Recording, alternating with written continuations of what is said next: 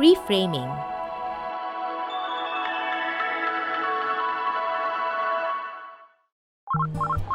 Nakaka-stress naman tong si nanay.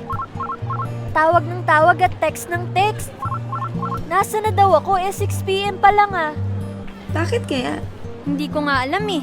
Siguro walang mabungangaan sa bahay. Akala siguro niya na gumagala pa ako. Nag-text na ako na pauwi na. Ayoko sagutin, pagod na ako. Mas stress lang ako. Napagod nga rin ako eh. Sigurado ka bang di mo sasagutin yan? Baka nag-aalala lang si nanay mo. Mukhang matagal pa darating yung bus. Rush hour eh. Oo nga eh, naiinis talaga ako. Teka hahanap lang ako ng mabibilan ng yosi dito. Yossi? Di ba matagal ka nang tumigil? Nagyoyosi ka na ba ulit? Ngayon lang. Actually, parati kong naiisip magyosi tuwing nasa-stress ako. Teka lang sis, kalma. Ganito ka ba tuwing nasa-stress ka? Well, oo. Ano pa bang pwedeng gawin? Turuan mo naman ako. 'Di ba may naatenan kang programa noon? Oo, mabutit na banggit mo. Sige, ito ang naalala ko. Baka makatulong din sa'yo na maintindihan ang pagkilos mo tuwing may mga ganitong sitwasyon. Malaki rin kasi ang naitulong nito sa pagtigil ko sa pag-inom na siyang naging ugat ng problema ko sa aking pamilya.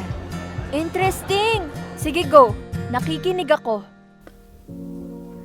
Isa sa mga natutunan ko ay ang tukuyin ang mga hindi nakakatulong na paniniwala na maaring magdulot ng negatibong kalooban, pakiramdam sa katawan at pagkilos. Kahit pa normal ito, maaari itong magdulot ng panganib sa ating sarili at sa mga taong nakapaligid sa atin. Itinuro sa amin ang technique na tinatawag na reframing o para madaling matandaan, papa-papa, baba-baba. Nena, ano ba yung papa-papa at baba-baba na yan? Sige, ganito yan, Bona. Ang papa-papa ay pangyayari, paniniwala, pakiramdam at pagkilos. Ipinapakita nito na sa bawat pangyayari ay nakaka-impluwensya sa ating mga paniniwala. Ang paniniwala naman ay may epekto sa ating emosyon, pakiramdam sa katawan at pagkilos. Ang ating paniniwala ay minsan nakakatulong, minsan hindi. At kapag ito hindi nakakatulong, maaaring makatulong ang reframing para tayo ay makaresponde ng mas mabuti. Babatikusin natin ang ating maling paniniwala. Pero bago tayo magbatikos ng hindi nakakatulong na paniniwala, importanteng maintindihan at makilala mo ang mga elementong ito. Paniniwala, pakiramdam, emosyon at pakiramdam sa katawan, at pagkilos at kung paano sila magkakaugnay. May dalawang uri ang kaloobang pakiramdam natin. Ito yung nararamdaman na emosyon at ang pakiramdam sa katawan.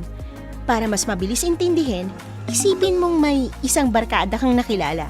Iba't ibang tao na may iba't ibang karakteristik, pero kapag sila'y nagsama-sama, ay may napakahusay na teamwork. Hi, ako si Heart. Alam mong andito na ako kung may emosyon ka kagaya ng tuwa, galit o takot o ano pang iba't ibang uri ng emosyon na nararamdaman sa iyong kalooban.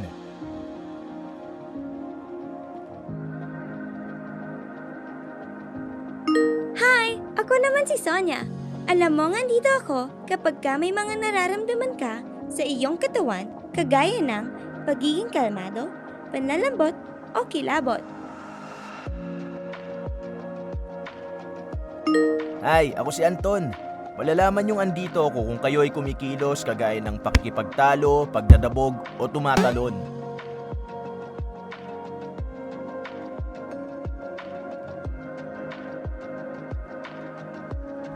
Hi!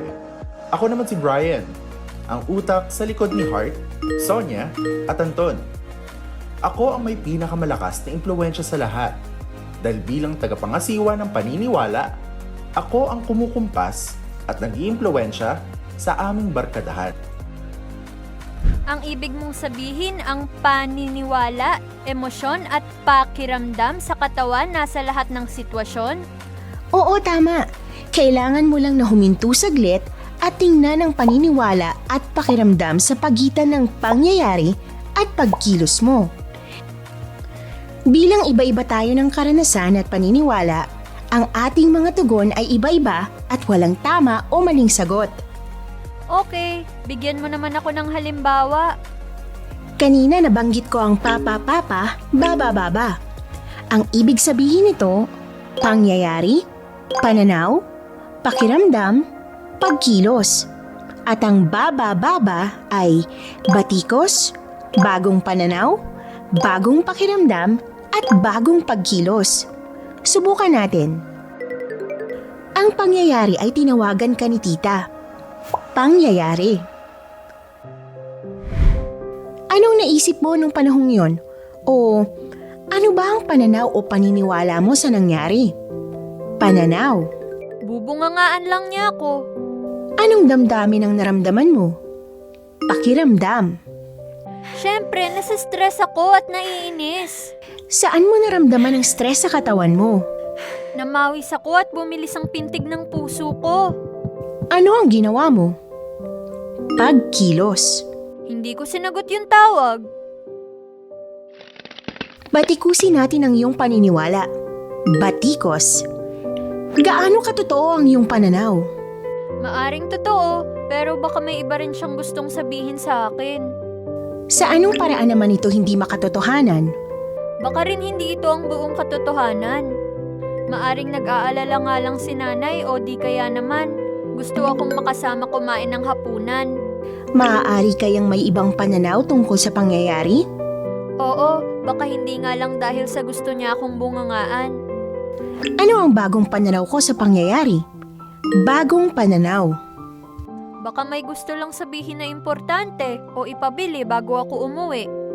Baka gusto lang din niyang sabay kaming kumain ng hapunan pag uwi.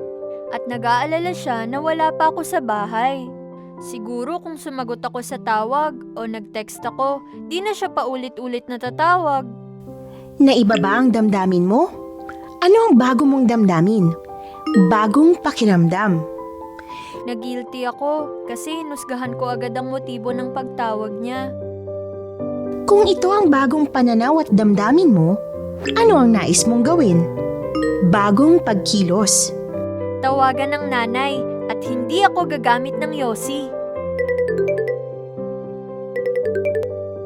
Anak, uwi ka na. May pansit na dito sa bahay. Mag-ingat ka lagi dyan, ha? Salamat sa pagbabahagi mo nito, Nena. Sisiguraduhin kong mag-practice at gagamitin ko ang reframing. O papa, papa, baba, baba hanggang kaya ko. Napigilan ko pa ang sarili kong magyosi. Walang anuman.